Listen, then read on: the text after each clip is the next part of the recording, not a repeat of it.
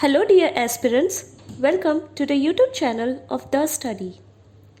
We had learned about the Odisha and Khajuraho style of temple construction in the previous lecture. In today's lecture, we'll learn about Gujarati and Rajasthani sub-style or Solanki sub-style. Along with this, we'll also discuss the second style of temple construction, that is the Basara style. So let's start with today's topic.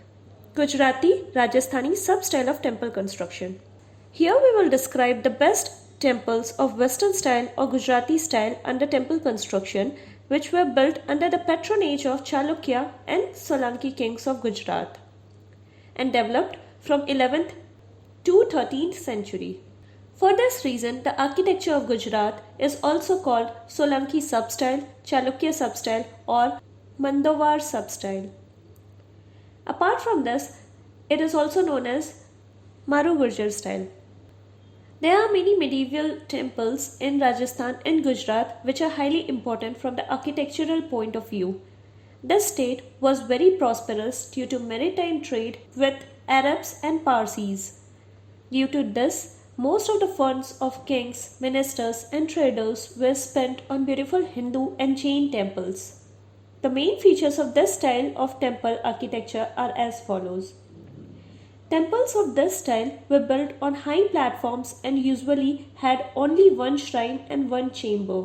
The shikhara above the temple was decorated with many small towers similar to Khajuraho and the roofs were like broken domes. Pictures were engraved on the inner roofs so that they could produce the effect of a real dome. The flat beams based on the pillars were furnished with large wall paintings found at the center which looked like arches while the actual arches were not used. Actually, the wall was the base of placing a lamp, candle, etc. which is attached to the wall. The walls of the temples built in this style were not carved. Most of the temples of this style are facing east, due to which the rays of the sun falls directly on the temple. The sanctum sanctorum of the temple is connected to the pavilion or mandapa from both inside and outside. The gates of the temple are arched.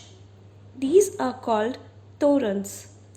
The most prominent feature of these temples of this style is that a step well was built in the temple complex called Surya Kund. There are small temples on the steps of this Bawri or step well. These temples have wooden carvings. Red sandstone, black basalt stone and marbles were used in the construction of these temples. The major temple of this style are the Sun Temple of Modhera, Dalwara Jain Temple of Mount Abu, Adinath Temple, Somnath Temple, Tejpal Temple, etc. Let us now have a look at the major temples built in this style as well. The first one is the Sun Temple of Modhera. The Sun Temple of Modhera, located 30 km south of Patan in the state of Gujarat, was built by Solanki king Bhimadev in 1026 AD. This temple is in ruinous state today. The knowledge of its plan is based on its remaining organs. There are three main parts of this temple: the Sanctum Sanctorum, and the main temple of the Gudha Mandapa, the Sabha Mandapa and the Surya Kunda. Actually, the main temple equipped with Sanctum Sanctorum and the Mandapa is called the Gudha Mandapa.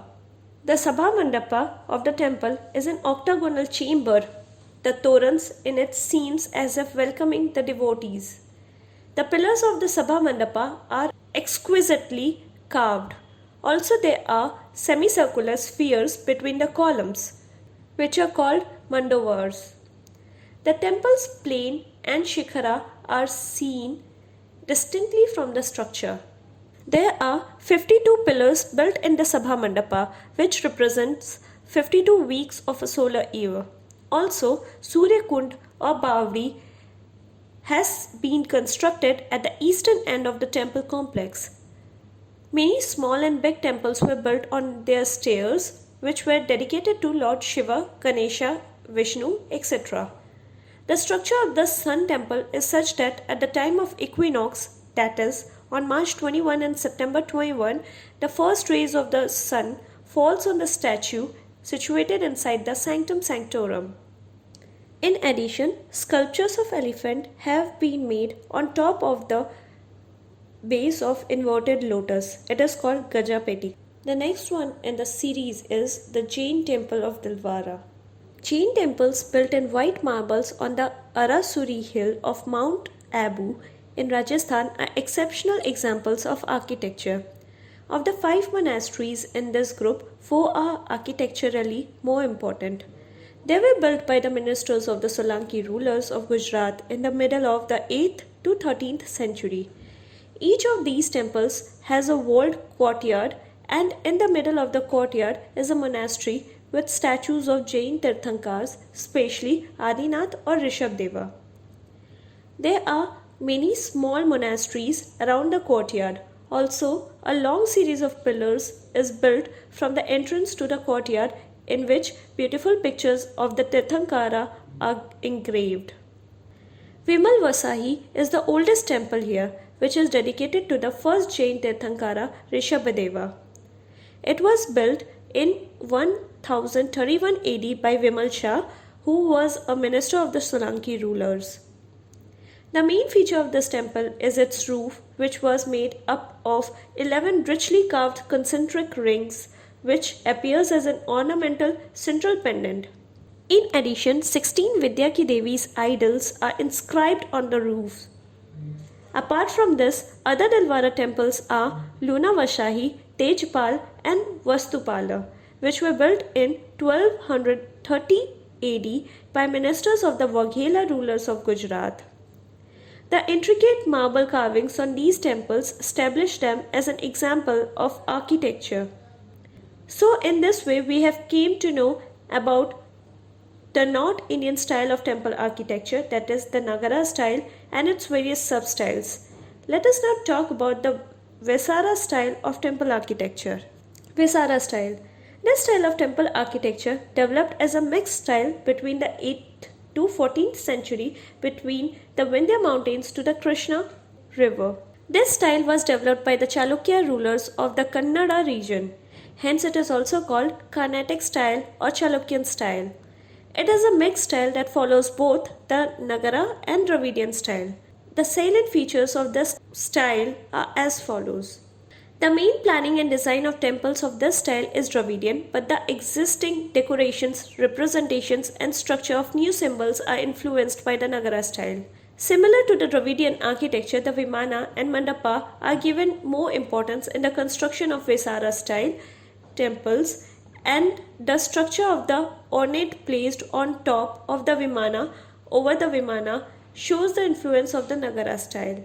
In this style, the roofless or open roof of the Pradakshina Path, which is also called circumambulatory path, and the construction of chariots on the outer walls are characteristics of the Nagara style, while the mural pillars built in the temple are inspired by the Dravidian style. Like the Dravidian architecture, the pillars, entrances and ceilings were decorated with fine carvings, whereas the curved peaks and quadrilateral base of the Vesara style temples are characteristics of the Nagara style.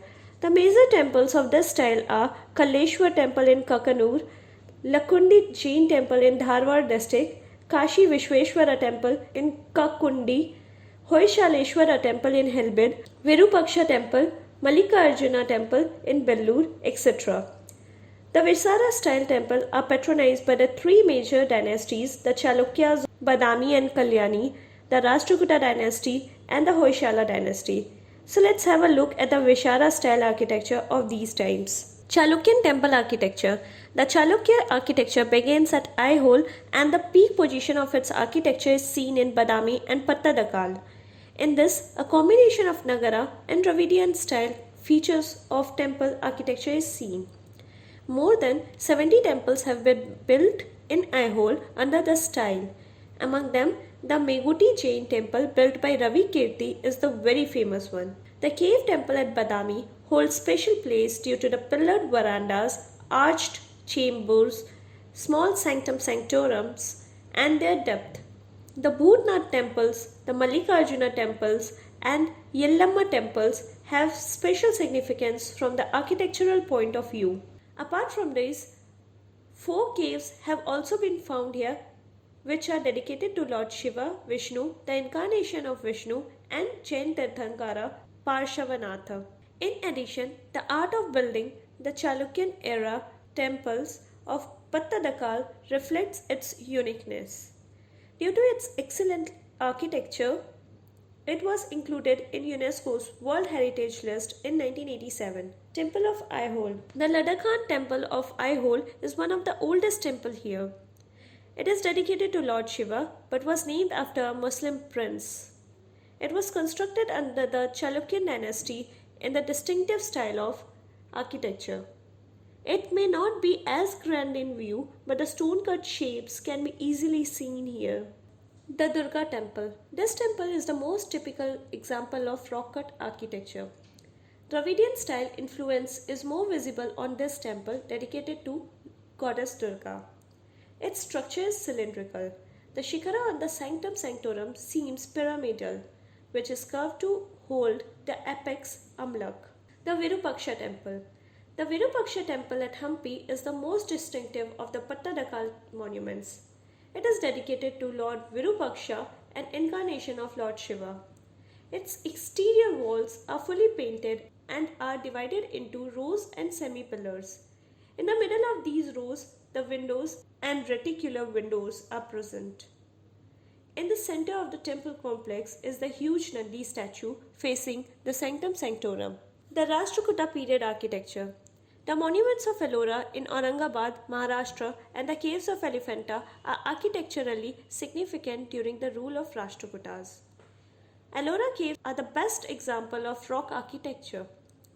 They were included in the UNESCO World Heritage List in 1983.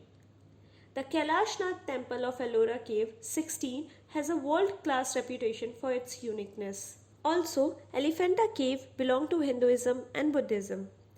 The Trimurti made here, which depicts the three forms of Lord Shiva, is famous all over the world.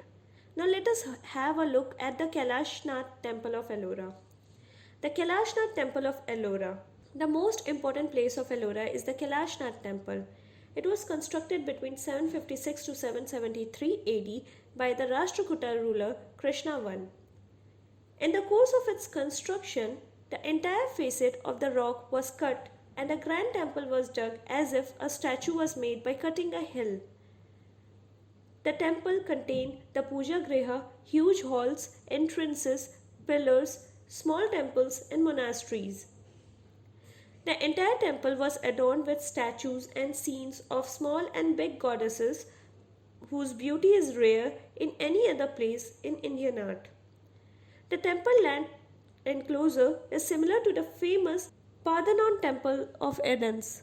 The entire temple was built starting from the peak to its base. It is not the rarest but most uncommon and amazing artwork in India. Architecture of Hoysala rulers. Temple architecture under the Hoysala ruler is called Carnatic Dravidian art. It was developed during the period of 1050 to 1300 AD in the major sites of Belur, Helbid and Srinageri. In this style, several temples were built around a pillared central hall. The temples of this style were not built on rectangular base but on polygonal or star-shaped base, which were situated on a tall concrete platform with the same shape as that of the building. In the construction of these temples, soft sandstone called korite was used. Temples of this style mainly have four parts: Garbhagriha, Sanctum Sanctorum, also called Koshta, Antaral, Shikhanshi, column wide room, Navarang, pillar open, Mandapa. The intricate carvings of the sculptures adored the temple beautifully. The shikara have been constructed on the chamber which were connected by horizontal lines and strips. In addition, the walls and staircases of the temple are built in a zigzag pattern. The major examples of Hoysala architecture include the Hoysaleshwara temple at Helbin, the Chanakeshwara temple at Belur, and the Keshwara temple at Somnathapura. Hoysaleshwara temple of Helbin.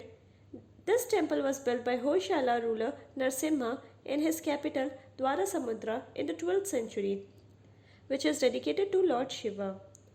It also has a Nandi Mandapa near the Sanctum Sanctorum. It has two shrines on the north and south sides. The ornamentation of this temple is its main feature. Let us now have a look on the Vijayanagara style, a specific style of temple construction developed in this period itself. The Vijayanagara style, developed under the Vijayanagara Empire, this style combines the characteristics of the Chalukyas, Hoysala, Chola, Pandya styles. Excavation made of flowers of Hoysala in temples of this style developed even more abundantly, making the walls of the temples highly embellished with carvings and geometric figures.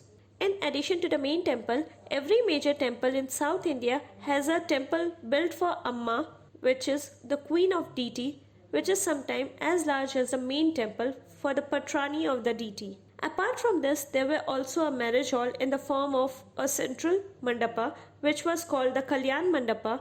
In it, statues of gods and goddesses were duly collected on the day of celebration. Also, the other features of this style is the clear and fine excavation which makes the chamber with column ornate. The construction of Gopuram in all directions, monolith stone pillars and large walls are other features of this style. The Vijayanagara style of architecture is unique in itself, embellishing the imagination. The best example of this style is the Vittala temple located at a place called Hampi in ancient Vijayanagara, which is credited to Krishnadevaraya for fully developing it. So in this way, we went into details about the Visara style of temple architecture. In the next lecture, we'll learn about the third main style of the temple architecture, that is the Dravidian style. So till then, stay tuned with us. Please like, share and subscribe our channel. Thank you.